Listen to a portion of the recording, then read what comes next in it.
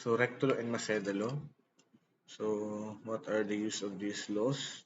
So they are both governed by, they are both applicable in case of sale by installments, sale of property by installments.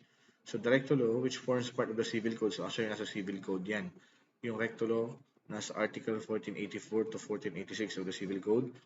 It was added to the Civil Code to prevent abuses in the foreclosure of chattel mortgages. Bakit? Kasi before this law, ang nangyayari, no, si mortgagee creditors, ginagawa lahat ng remedies sama-sama.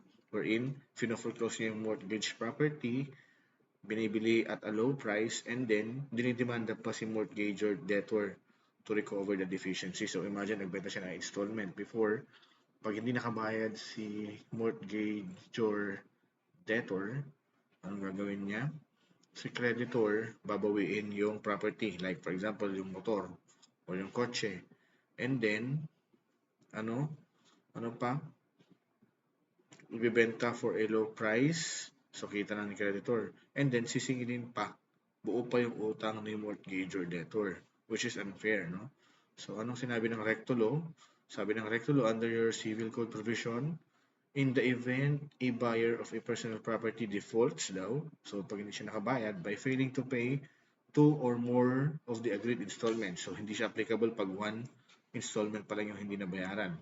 Again, nag-default si debtor mortgagor, two or more of the agreed installments, the seller or the creditor can do any of the following. Take note, any of the following, hindi lahat.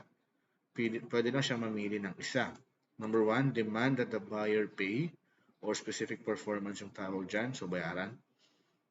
Or cancel or rescind the sale, or foreclose the mortgage property bought. Ibig sabihin, pag nag-demand siya na bayaran, hindi niya ma-recover ni seller yung property.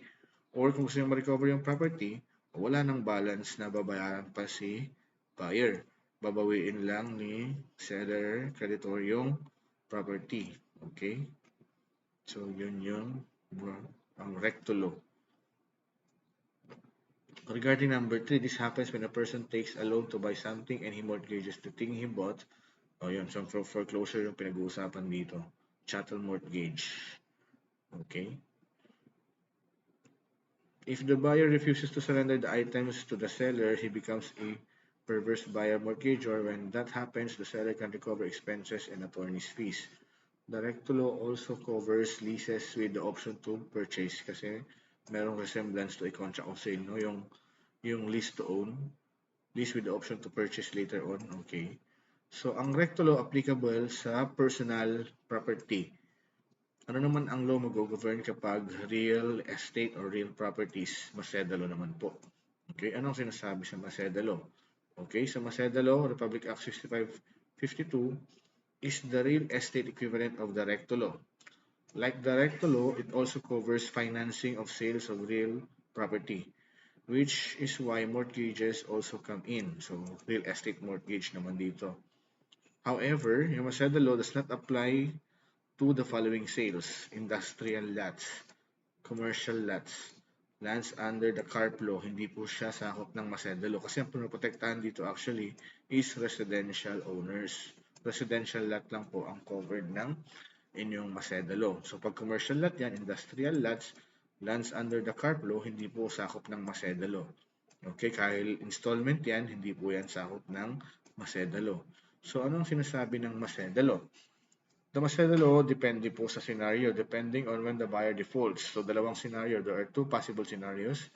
If the buyer paid at least 2 years installments and if the buyer paid less than 2 years installments. Okay. So first scenario, nagbayad siya more than 2 years na and then na-default. Second scenario, less than 2 years siya na-default. Okay, hindi siya nakapagbayad. Okay. So first rule, if the buyer paid less than 2 years installments, okay, less than 2 years pa lang yung binabayaran niya and then na-default siya, ibig sabihin hindi siya nakapagbayad. So dati kasi ang ginagawa, binabawi yung property tapos may utang pa si buyer ng lupa, kay seller, buo pa yung utang niya. So hindi na po ganun ngayon. Based on Maceda Law, pag si first scenario, If the buyer paid less than 2 years installments and defaults, the buyer is given a grace period of 60 days. What is this grace period? Grace period of 60 days within which pwede pa niyang bayaran yung pagkakautang niya.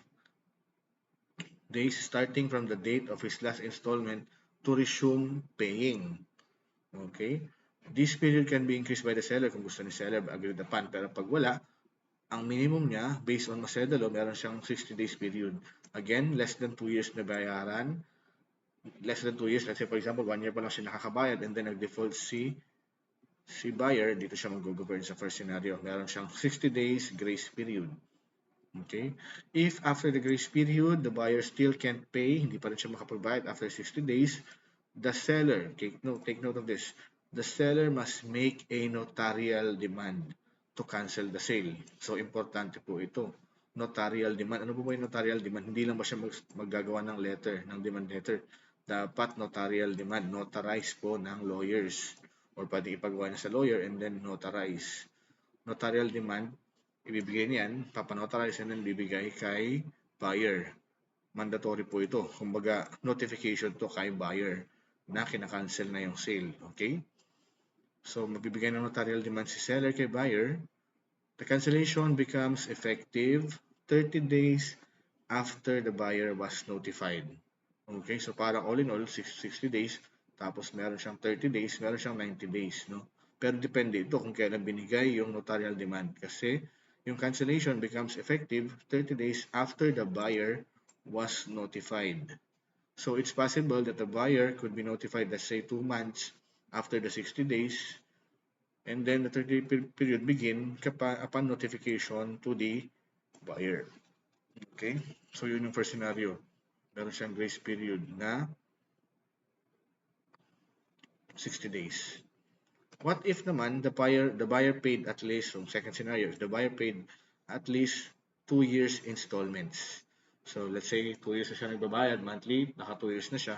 And then after 2 years, nung pang third year na, yung 2 years and 1 month niya, the buyer can na-default si buyer, the buyer can pay the unpaid balance without interest.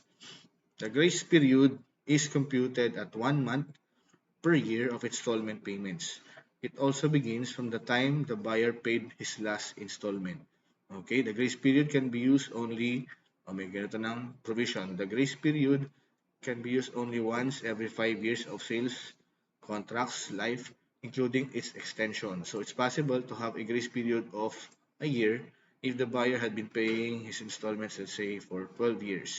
Okay, kasi pag 2 years na siya, pag 3 years siyang nagbabayad and then na-default siya, meron siyang 3 months kasi 1 month per year. Okay? So, pag 12 years siyang nagbabayad, let's say 20 years yun to pay, meron siyang 1 year na grace period. Okay? Once the buyer chooses to use the grace period, he can't get it again until another 5 years. Yun yung, magagamit mo lang siya every 5 years. Okay?